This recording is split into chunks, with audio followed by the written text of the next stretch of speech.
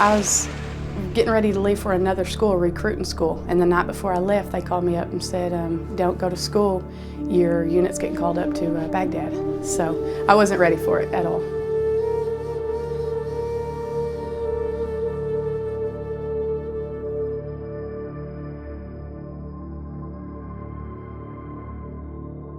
I was in a situation of, just moving out of the house. I was on my own, but I needed that college money. So the college money was the huge, cha-ching factor, and that kind of definitely was the incentive to get me in. I had been trying to get in for a couple of years before we even got attacked. So the whole 9/11 was not my reason to join.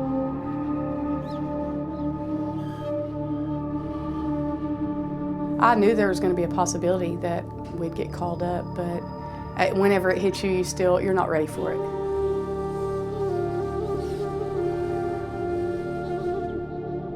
There was a sliver of a chance and possibility that I was going, but it was always something that I was in denial about. When he first told me that he was going to be deployed, we had been married for about 3 months. This is actually my first deployment. Been in 6 years and this was my first deployment. I got real lucky.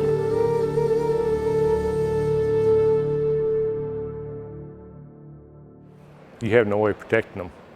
They have to protect themselves and their buddies have to protect them, and her dad's not around to protect her, and it was hard. It was one of the hardest things I've ever had to do. You don't realize how much you take for granted, all of the people in your life, until they're gone, and then even if it was just for a year. We were there for detainee operations. Detainees, somebody who's been detained by U.S. coalition forces or Iraqi forces or Iraqi police, somebody who's been designated as somebody who's either violated the rules that are enforced in that area, somebody who has been maybe caught up because they were in the location or vicinity of like an IED or improvised explosive device, or if there's been some sort of attack on the coalition forces, if they're suspected.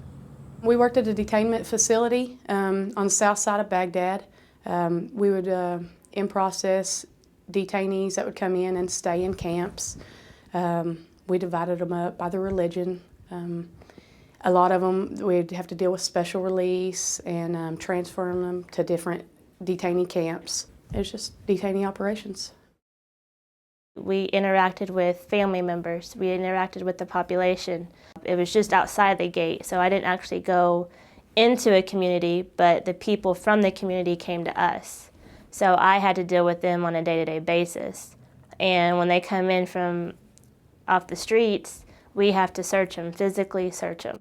There was probably about a 10-minute bus ride from where I was to where their family members were. They had an hour to visit and then they bring them back. There's no grass, there's rocks, there's dirt. We got there when it was still cold, so the heat wasn't a factor yet. The highest that I ever remember it being was 141. The day that we left, it was 121, and at nights it would stay around 90, high 90s. It was, words can't describe it. It was hot. We had all accommodations. We had barracks, we had air conditioning, we had heat, running water, showers. We had a dining facility. So the living arrangements were really good. The people, some of them liked you, and then other ones didn't want you there at all. And you could tell by their facial expressions and how they were with you. I worked with detainees that were inside the camp. They're most of the time not for a good reason. So you just have to set aside your personal life. You have to know you're there for business, get them through the stations they need to do, get them to the camps they need to be at, and just drive on with that mission. A lot of them, though, they're not all bad. There's a lot that, that are in there that, they're not bad people. The imminent danger, fortunately, was very low in this mission. There were times that we're in a perimeter that we would receive indirect fire via mortar, but it was pretty far off in the distance, considerably safe. Nobody was injured or anything like that, but the warnings were still aired. You know, we did the proper procedures such as donning the proper uniform, you know, the Kevlar and whatnot, just in case, you know, for those circumstances. There was nothing that really got too close to where I was. Every now and then you would hear sirens go off, mortars hit. That would be at a camp right next to ours, which at the time you don't know where it is. So of course I was a little scared. After a while, you get used to it.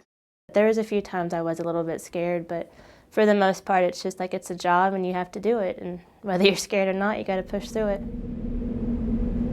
You'd go 2 or 3 weeks and I wouldn't hear anything from her and nobody else would, and it was because of the sandstorms over there, or they had different things that happened and they were on a total blackout where they couldn't call or communicate or anything, and that got to be frustrating and you didn't know.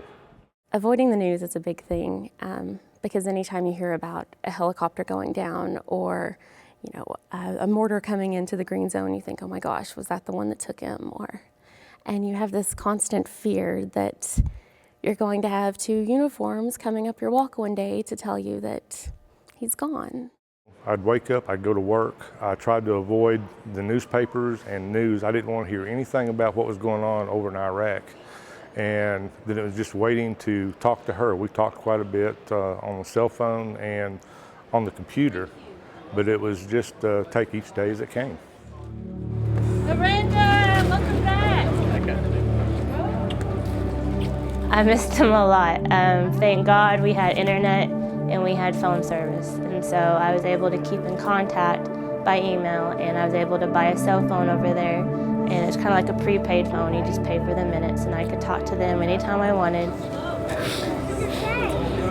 Oh, welcome back. When's your bag? Good seeing you. But getting packages and letters and stuff, that was really exciting. It was like it just brightened up your day. When you see your name had an X by it, you knew you had some kind of mail, and so that really helped. But I missed them like terribly. Now, therefore, I, Roger Capps, Vice Mayor of the City of Ada, Oklahoma, do hereby proclaim Friday, October 17, 2008, to be Oklahoma Army National Guard 1120th Ordnance Company Day in the City of Ada. Thank you very much.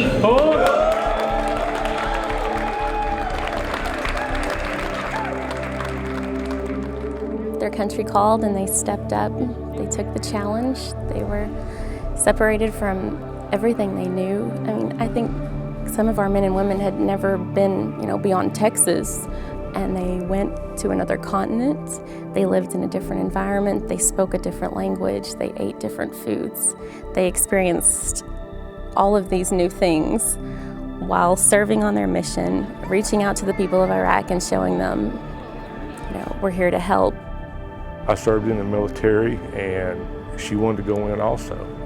And I've encouraged her on this, and she even re-upped while she was over there. She's going to make a career out of the Guard and do 20 years in there, and I'm very proud of her.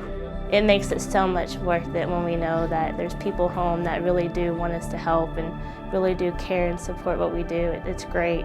And as soon as I saw my family, I lost it. I started to cry, and that was it. And it's a great experience to be home finally after 13 months. It's awesome.